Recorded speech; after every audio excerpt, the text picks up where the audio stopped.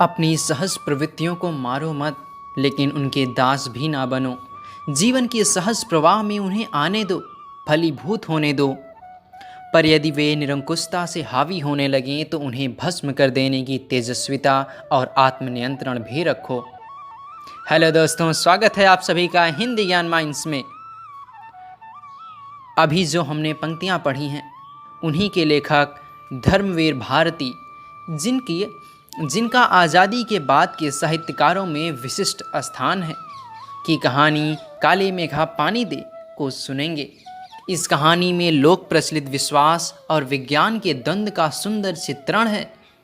विज्ञान का अपना तर्क है और विश्वास का अपना सामर्थ्य।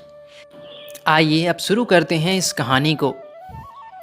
उन लोगों के दो नाम थे, इंद्रसेना या मेढक मंडली, बिल्कुल एक दूसरे के विपरीत। जो लोग उनके नग्न स्वरूप शरीर, उनकी उछल कूद, उनके शोर शराबे और उनके कारण गली में होने वाले कीचड़ कादों से चिढ़ते थे, वे उन्हें कहते थे मेढक मंडली। उनकी आगवानी गालियों से होती थी। वे होते थे 10-12 बरस से 16-18 बरस के लड़के, सांवला नंगा बदन, सिर्फ एक जांघिया या कभी कभी सिर्फ लंगोटी। एक जगह इकट्ठा होते थे, पहला जयकारा लगता था, बोल गंगा मैया की जय। जयकारा सुनते ही लोग सावधान हो जाते थे। स्त्रियां और लड़कियां झज्जे बारजे से झांकने लगती थी और यह विचित्र नंग धड़ंग टोली उछलती कूदती समवेत फुकार लगाती थी। काले मेघा पानी दे, गगरी फूटी बैल पियासा पानी दे, गुड़धानी दे, काले मेघा पानी दे। उछलते कूदते एक दूसरे को धकियाते ये लोग गली में किसी 2 महले मकान के सामने रुक जाते। पानी दे मैया, इंद्रसेना आई है। और जिन घरों में आखिर जेठ या शुरू आषाढ़ के उन सूखे दिनों में पानी की कमी भी होती थी, जिन घरों के कुएं भी सूखे होते थे, उन घरों से भी सहेज कर रखे हुए पानी में से बाल्टी या घड़े भर भर कर इन बच्चों को सर से पैर तक तर कर दिया जाता था। ये भीगे बदन मिट्टी में लोट लगाते थे, पानी फेंकने से पैदा हुआ कीचड़ में लथपथ हो जाते थे। हाथ, पाँव, बदन, मुंह, पेट सब पर गंदा कीचड़ मलकर फिर हाँक लगाते, बोल गंगा मैया की जय। और फिर मंडली बांधकर उछलते कूदते अगले घर की ओर चल पड़ते, बादलों को टेरते, काले मेघा पानी दे। वे सचमुच ऐसे दिन होते थे जब गली मोहल्ला, शहर, गांव, हर जगह लोग गर्मी से भून भून कर त्राहिमाम कर रहे होते। जेठ के 10 तपा बीत कर आषाढ़ का पहला पखवाड़ा भी बीत चुका होता, पर क्षितिज पर कहीं बादल की रेख भी नहीं दिखती थी। कुएं सूखने लगते, नलों में एक तो बहुत कम पानी आता और आता भी तो आधी रात को भी मानो खौलता हुआ पानी। शहरों की तुलना में गांवों में तो और भी हालत खराब होती। जहां जुताई होनी चाहिए थी वहां खेतों की मिट्टी सूखकर पत्थर हो जाती, फिर उसमें पपड़ी पड़कर जमीन फटने लगती। लू ऐसी चलती कि मानो आदमी चलते चलते आधे रास्ते में ही गिर जाए।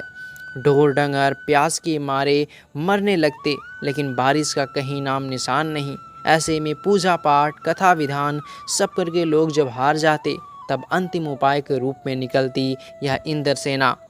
वर्षा के बादलों के स्वामी हैं इंद्र, और इंद्र की सेना टोली बांध कर कीचड़ में लथपथ निकलती, पुकारते हुए मेघों को, पानी मांगते हुए प्यासे गले और सूखे खेतों के लिए, पानी की आशा पर जैसे सारा जीवन आकर टिक गया हो। बस एक बात मेरे समझ में नहीं आती थी कि जब चारों ओर इतनी पानी की कमी है तो लोग घर में इतनी कठिनाई से इकट्ठा करके रखा हुआ पानी बाल्टी में भर भर कर इन पर क्यों फेंकते हैं। कैसे निर्मम बर्बादी है पानी का। देश की कितनी क्षति होती है इस तरह के अंधविश्वासों से। कौन कहता है इन्हें इंद्र की सेना। अगर इंद्र महाराज से ये पानी दिलवा सकते तो खुद अपने लिए पानी क्यों नहीं मांग लेते। क्यों मोहल्ले भर का पानी नष्ट करवाते घूमते हैं। नहीं, यह सब पाखंड है, अंधविश्वास है। ऐसे ही अंधविश्वासों के कारण हम अंग्रेज़ों से पिछड़ गए और गुलाम बन गए। मैं असल में तो था इन्हीं मेढक मंडली वालों की उम्र का, पर कुछ तो बचपन के आर्य समाजी संस्कार थे और एक कुमार सुधार सभा कायम हुई थी, उसका उप मुख्यमंत्री बना दिया गया था। सो समाज सुधार का जोश कुछ ज़्यादा ही था।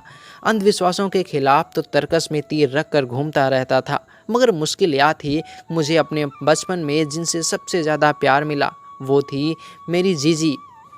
यूँ मेरे रिश्ते में कोई नहीं थी, उम्र में मेरी माँ से भी बड़ी थी, पर अपने लड़के बहू सबको छोड़कर उनके प्राण मुझी में बसते थे। और वह थी उन तमाम रीति रिवाजों, तीज त्योहारों, पूजा अनुष्ठानों की खान जिन्हें कुमार सुधार सभा का यह उपमंत्री अंधविश्वास कहता था और उन्हें जड़ से उखाड़ फेंकना चाहता था। पर मुश्किल यह थी कि उनका कोई पूजा विधान, कोई त्योहार अनुष्ठान मेरे बिना पूरा नहीं होता था। दिवाली है तो गोबर और कचौड़ियों से गोवर्धन और सतिया बनाने में लगा हूँ। जन्माष्टमी है तो रोज़ 8 दिन की झांकी तक को सजाने में और पजीरी बांटने में लगा हूँ। हर छठ है तो छोटी रंगीन कुल्हियों में भूजा भर रहा हूँ, किसी में भूजा चना, किसी में भुनी मटर, किसी में भुने अरवा चावल, किसी में भुना गेहूँ। जीजी यह सब मेरे हाथों से कराती ताकि उनका पुण्य मुझे मिले, केवल मुझे। लेकिन इस बार मैंने साफ इनकार कर दिया। नहीं फेंकना है मुझे बाल्टी भर भर कर पानी इन गंदी मेढक मंडली पर। जब जीजी बाल्टी भर कर पानी ले आई, उनके बूढ़े पांव डगमगा रहे थे, हाथ काँप रहे थे। तब भी मैं अलग मुंह फुलाए खड़ा था। शाम को उन्होंने लड्डू मठरी खाने को दिए तो मैंने उन्हें हाथ से अलग खिसका दिया, मुंह फेर कर बैठ गया। जीजी से बोला भी नहीं। पहले वो तिमतिमाई, लेकिन ज़्यादा देर तक उनमें गुस्सा नहीं रहा। पास आकर मेरा सर अपनी गोद में लेकर बोली, देख भैया, रूठ मत, मेरी बात सुन, यह सब अंधविश्वास नहीं है। हम इन्हें पानी नहीं देंगे तो इंद्र भगवान हमें पानी कैसे देंगे। मैं कुछ नहीं बोला। फिर जीजी बोली, तू इसे पानी की बर्बादी समझता है, पर यह बर्बादी नहीं है, यह पानी का अर्घ चढ़ाते हैं। जो चीज़ मनुष्य पाना चाहता है उसे पहले देगा नहीं तो पाएगा कैसे। इसलिए ऋषि मुनियों ने दान को सबसे ऊंचा स्थान दिया है। ऋषि मुनियों को काहे बदनाम करती हो जीजी? उन्होंने क्या कहा था, जब आदमी बूंद बूंद पानी को तरसे तब पानी कीचड़ में बहाओ। कुछ देर चुप रही जीजी, फिर मठरी मेरे मुंह में डालती हुई बोली, देख, बिना त्याग के दान नहीं होता। अगर तेरे पास लाखों करोड़ों रुपए हैं और उसमें से तू 2-4 रुपए किसी को दे दे तो क्या त्याग हुआ? त्याग तो वह होता है जो चीज़ तेरे पास भी कम है, जिसकी तुझको भी ज़रूरत है, तो अपनी ज़रूरत पीछे रखकर दूसरों के कल्याण के लिए उसे दे तो वो त्याग होता है। दान तो वह होता है, उसी का फल मिलता है। फल वल कुछ नहीं मिलता, सब ढकोसला है। मैंने कहा तो, पर कहीं मेरे तर्कों का किला प्रस्त होने लगा था, मगर मैं भी जिद पर अड़ा था। फिर जीजी बोली, देख, तू तो अभी से पढ़ लिख गया है, मैंने तो गांव के मदरसे का मुंह भी नहीं देखा, पर एक बात देखी है, अगर 30-40 मन गेहूँ उगाना है तो किसान 5-6 सेर अच्छा गेहूँ अपने पास से लेकर ज़मीन में क्योरियाँ बनाकर फेंक देता है, उसे बुआई कहते हैं। या जो सूखे हम अपने घर का पानी इन पर फेंकते हैं, वह भी बुआई है। यह पानी गली में बोएंगे, सारे शहर कस्बा गांव पर पानी वाले बादलों की फसल आ जाएगी। हम बीज बनाकर पानी देते हैं, फिर काले मेघा से पानी मांगते हैं। सब ऋषि मुनि कह गए हैं, पहले खुद दो, तब देवता तुम्हें 4 गुना 8 गुना करके लौटाएगा भैया। यह तो हर आदमी का आचरण है, जिससे सबका आचरण बनता है। यथा राजा तथा प्रजा, यही सच है।